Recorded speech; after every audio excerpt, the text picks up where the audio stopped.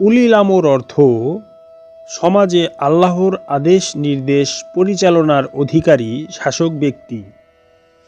কেবলমাত্র আল্লাহর মনোনীত ব্যক্তিগণই আল্লাহর মনোনীত শাসন পরিচালনা করিতে সক্ষম।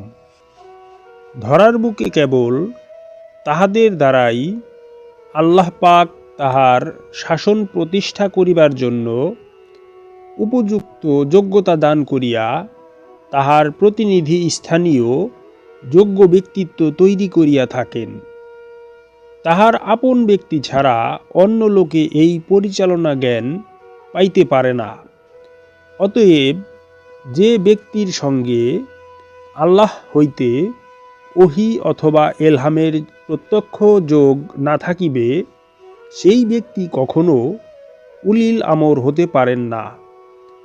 যিনি আল্লাহর শাসন প্রতিষ্ঠা করিবার অধিকারী, তিনি নবী হউন বা ইমাম হউন, তিনি আল্লাহর খলিফা বা প্রতিনিধি।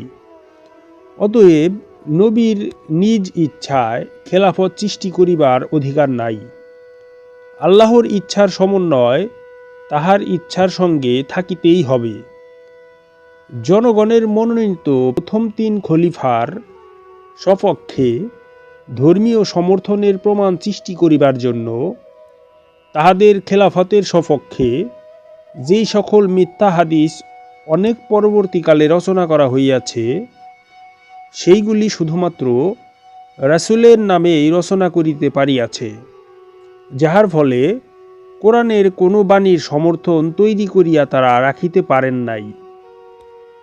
অপরপক্ষে আল্লাহর প্রতিনিধিত্ব লাভ করা বিষয়ে মাওলা আলীর উপর যেই সকল প্রত্যক্ষ আয়াত কোরআনে উল্লিখিত ছিল, তাহা খেলাফতকালে কোরআন হইতে ফেলিয়া দিবার পরও পরোক্ষ আয়াতগুলি আজও উহার সাক্ষ্য বহন করিতেছে।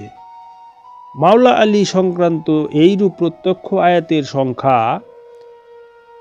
পরোক্ষ আয়াতের সংখ্যাও মোটেও কম নহে।